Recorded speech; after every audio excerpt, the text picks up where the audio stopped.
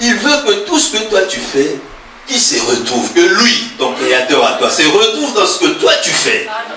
Parce que même avant que nous venions en ces lieux, lui il le savait. Il a permis à ce que tu lèves au moins ton pied. Voilà pourquoi moi j'ai dit toujours à ma femme, excusez-moi de le répéter, que le premier grand témoignage d'un homme, c'est le fait de se lever le matin. Déjà ça. Donc tout ce qui va s'en suivre n'est que la grâce et la volonté de Dieu, n'est-ce pas?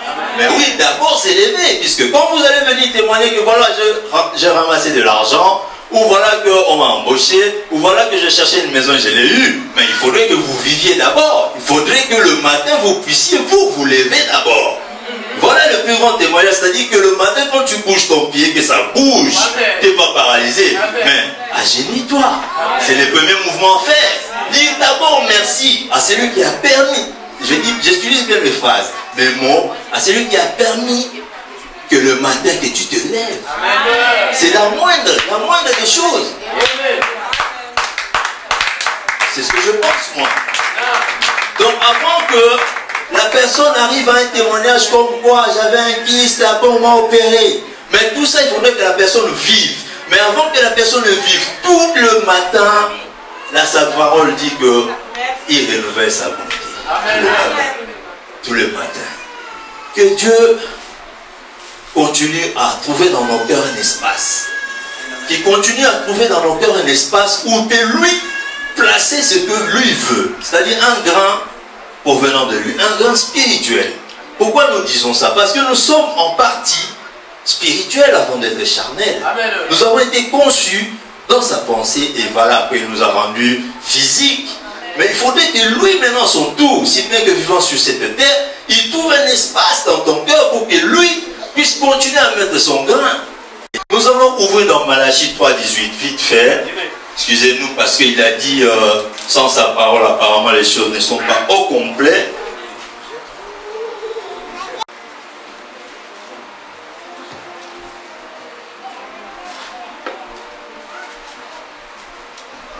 Nous bénissons ton nom, tu es le Dieu qui dit un mot et la chose arrive. Amen. Nous bénissons également ton nom car tu es au milieu de nous. Nous croyons à ce que tu as dit que voilà, tout ce que vous demandez en priant, croyez que vous l'avez reçu. Nous savons qu'en commençant ce moment de prière et de louange, Seigneur Dieu, nous t'avions invité et nous croyons que tu es parmi nous. Nous disons merci Seigneur Jésus. Merci. Nous allons lire dans Malachie 3,18. Selon ma version, il est dit... Malachie 3,18. Selon ma version, il est dit, et vous verrez de nouveau la différence entre le juste et le méchant, entre celui qui sert Dieu et celui qui ne le sert pas. Je pense que tout le monde a trouvé Malachie 3,18. Et vous verrez de nouveau la différence entre le juste et le méchant, selon ma version, entre celui qui sert Dieu et celui qui ne le sert pas. Nous allons également lire dans Jacques 4,3.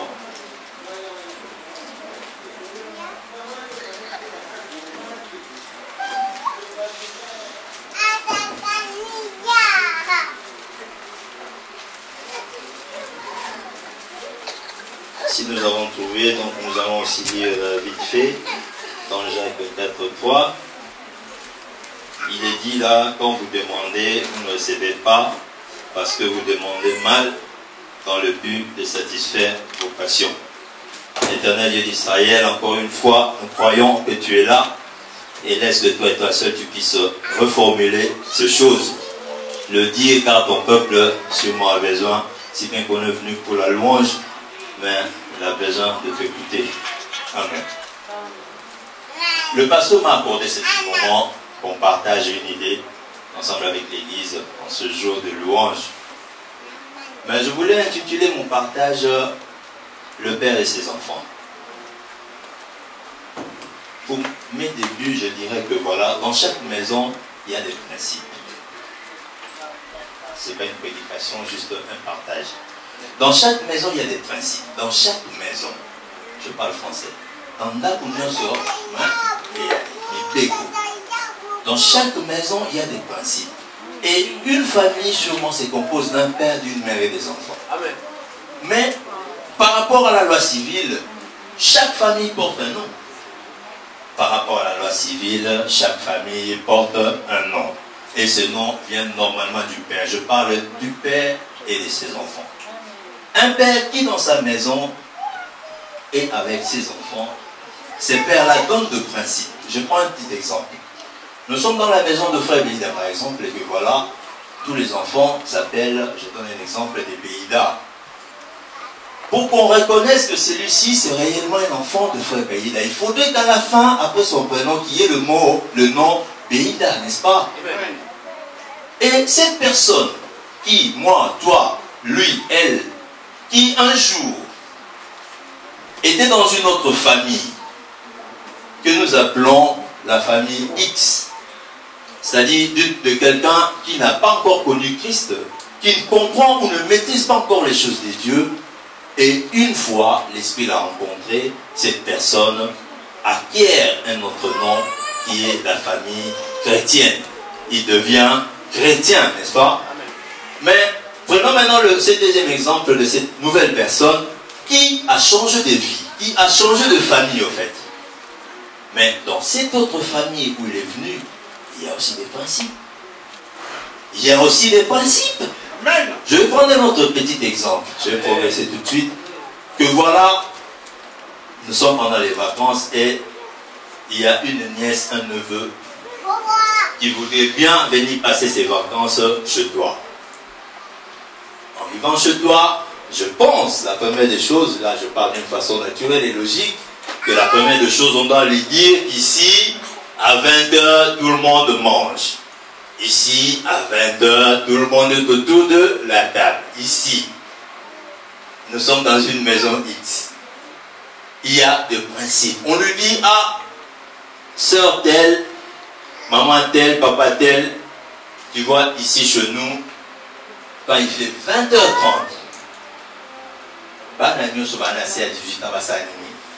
c'est-à-dire que le parent, lui, il suit les infos seul avec maman et le plus âgé à partir des 18 ans. C'est des principes ici.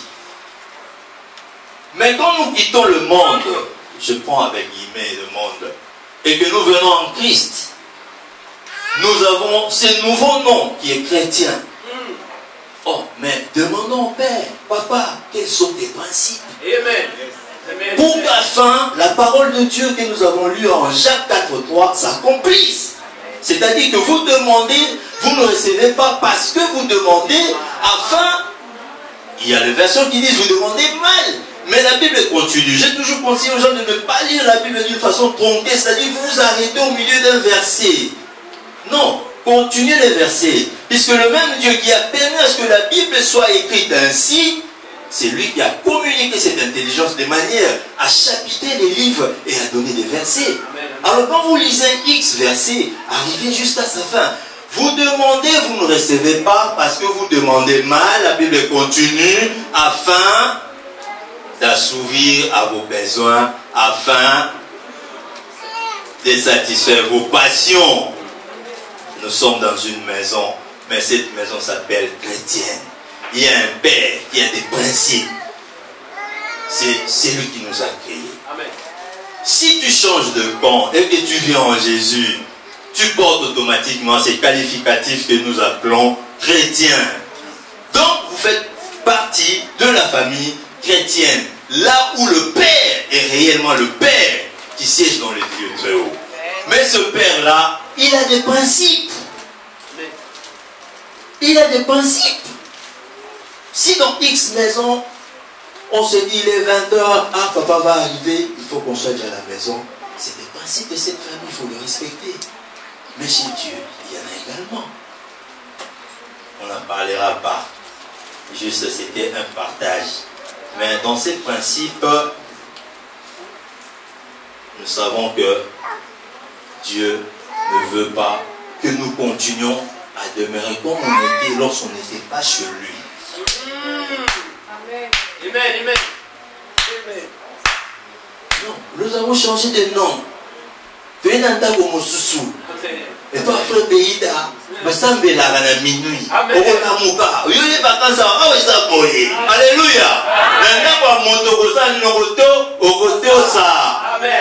Quand tu viens dans la maison du Père, Nous ne dirons pas qu'il est méchant, mais nous disons que c'est un Dieu comme ça, pour que sa parole s'accomplisse. Et je continue pour dire, ne sois pas l'obstacle à l'accomplissement de la parole de Dieu, c'est-à-dire que la parole qui est écrite noir sur blanc et qui dit que vous remarquerez la différence. Attention, chaque verbe est utilisé avec cause. Vous remarquez au roman en amiso qui est vraiment pour que c'est moteur la vous remarquerez. Le verbe est remarquer. Ah, on a remarqué, hein? Vous remarquerez. Le verbe est remarquer. Vous allez remarquer que ça, c'est mon enfant, celui-là n'est pas le mien. Alors, nous conseillons, ne faisons pas obstacle à la parole de Dieu, à l'accomplissement de cette parole qui dit que vous remarquerez alors la différence entre ceux qui me servent et ceux qui ne me servent pas. Toi qui connais ces dieux-là, ne sois pas un obstacle à l'accomplissement de cette parole. C'est-à-dire, si tu es dans sa famille à lui, mais fais en sorte qu'on sache, qu'on remarque que toi tu sers Dieu. Et ça, alors, noir sur blanc, nous qui avons fait des études d'art, on nous a dit, nous avions une leçon qui disait c'était la parité de couleurs. Dans la parité de couleurs, on nous disait toujours que le noir sur blanc, on appelle ça le maximum de lisibilité. Et j'ai compris depuis ce jour que voilà pourquoi tous les bouquins sont écrits noir sur blanc. Parce que noir sur blanc, on retend bien. Mais quand on a commis malin mon déco, il a changé à quand? Au comment il y a Christ. Boni va remarquer la différence. C'était tout au bas. Mais ne soyez pas obstacle, je continue de le dire, obstacle à l'accomplissement de cette parole. Parce que la parole dit que vous remarquerez la différence entre ceux qui me servent. Le verbe est clair, c'est servir Dieu. Je suis évangéliste, je suis diacre, je suis frère, je suis sœur, je suis pasteur, je suis archevêque. Il faudrait que Dieu, le Père de la maison, remarque la différence. Parce que quand il est dit par rapport aux autres, que vous remarquerez. Et si vous continuez la lecture dans ce livre de Malachie, vous verrez combien il est en train d'expliquer des enfants. Et là, nous comprendrons par rapport au thème, les pères et ses enfants. Gloire à Jésus, c'était juste un partage. Faisons un effort pour comprendre les choses de Dieu. Alléluia.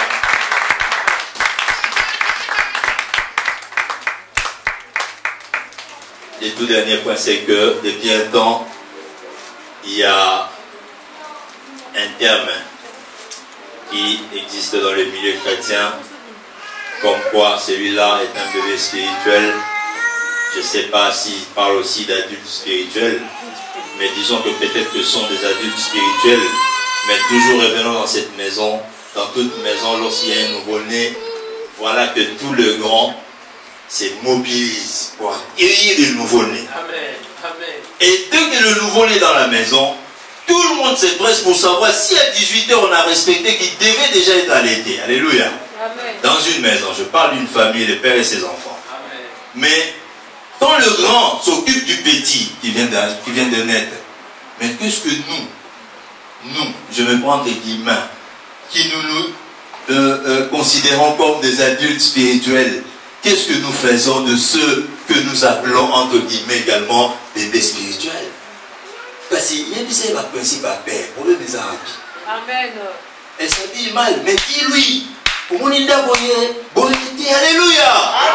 enfin, dans Jacques 4:3, cela s'accomplisse. Que la personne qui demande puisse avoir de Dieu. Parce que Dieu dit que voilà, vous demandez, vous ne recevez pas parce que vous demandez pour satisfaire vos besoins.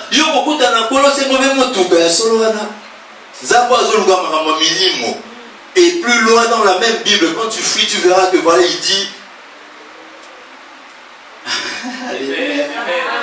Plus loin dans la Bible, tu verras qu'il dit. Vous demandez, vous ne recevez pas, c'est ce que je viens de dire, parce que vous demandez mal. Mais il dit également, cherchez premièrement le royaume des cieux. Après tout, vous sera donné par-dessus tout. Donc, venez biloko à mon kili, biloko, pas mal.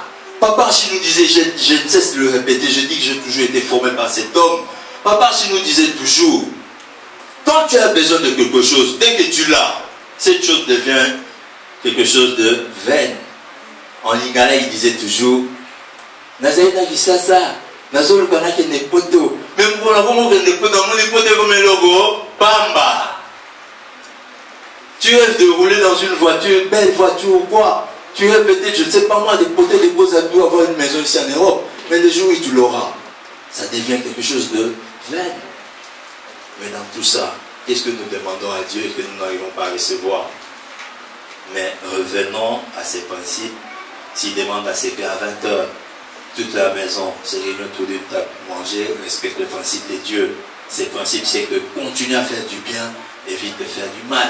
Ce principe, c'est que lorsque tu confesses un péché, demande au Saint-Esprit que tu ne reviennes plus à ces péchés. Voilà le principe de Dieu. Alléluia. Amen. Les petits moments de partage, c'était ça. Et nous glorifions vraiment les Seigneurs pour cela. Je passe en attendant le micro au pasteur.